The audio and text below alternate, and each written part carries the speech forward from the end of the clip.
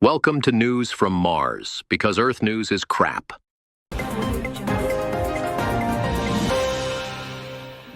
Greetings, Earthlings.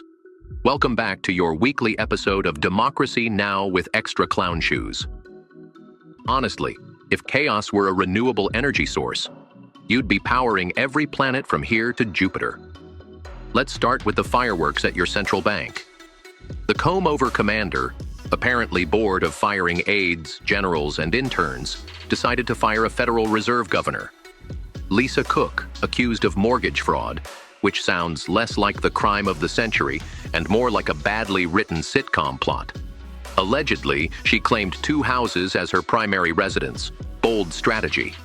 And when Trump said, "You're out," she replied, "No, I'm not."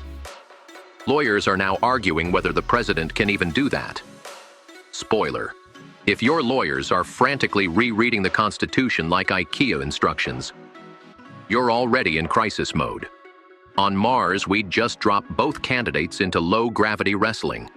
Winner gets the bank, loser gets launched into orbit. But why stop at central bankers when you can seize train stations? Union Station in Washington, D.C. is now under federal control because Amtrak wasn't making it shiny enough. The excuse? It's fallen into disrepair. Translation: not enough marble for the cameras. So the White House swoops in, takes over, and promises $170 million in renovations. That's $170 million so people can pee in gold-plated bathrooms before boarding a delayed train. On Mars, we don't need stations, we teleport. Imagine that. No train delays, no overpriced sandwiches, and no National Guard patrolling your commute. Speaking of overpriced, let's talk tariffs. The president doubled duties on Indian exports, 50% tariffs. That means your seafood, your furniture, your jewelry all just became luxury items. India is fuming. American consumers are about to pay more for shrimp than for college tuition, and trade experts are running around with their hair on fire. On Mars, we don't mess with shrimp. Shrimp is sacred. Meanwhile, the administration is a traveling circus of revenge. Trump is revoking security clearances, launching investigations into old enemies, and purging agencies like a vengeful intergalactic overlord. This isn't governing, it's a grudge tour. Nixon's enemies list, if Nixon had Twitter and fewer social skills. On Mars, we also keep lists of enemies, but at least we put them on billboards so nobody's surprised. And in the States, the art of gerrymandering is reaching Olympic levels. California's governor is throwing out independent commissions. Texas is carving maps like it's Thanksgiving dinner, and both sides pretend it's for fairness. Democracy isn't dead, it's just been rearranged by cartographers on caffeine. On Mars, we let AI draw districts. Sure, sometimes a district includes a volcano and half a crater, but at least no politician touched the map. Then there's diplomacy.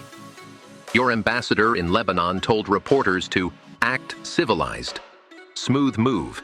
Tell journalists to mind their manners in one of the most volatile regions on Earth. Naturally, they boycotted him, which is diplomatic speak for, "We don't even want your free coffee."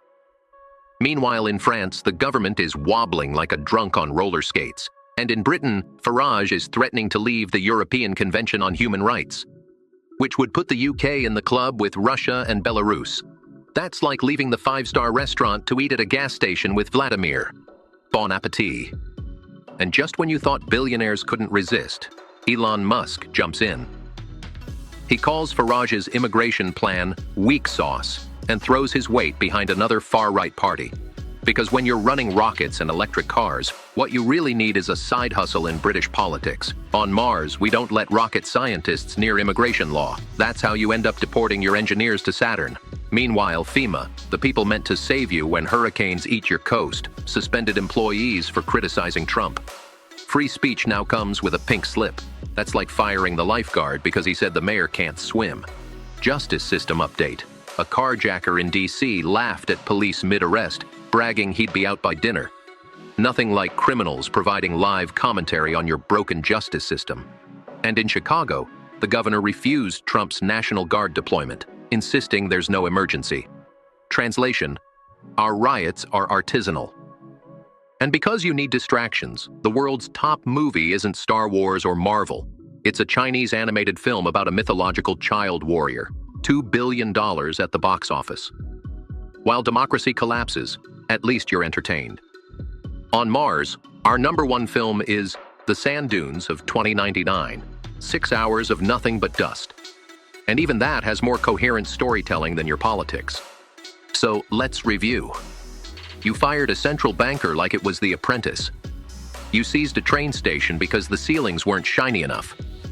You slapped tariffs on shrimp like it was a mafia shakedown. You turned your government into a revenge machine. You carved democracy into funhouse maps. You insulted journalists abroad. You flirted with Russia's Human Rights Club. You let Elon Musk moonlight as a politician. You gagged FEMA. You let criminals mock your justice system. And you fought over whose troops get to babysit Chicago.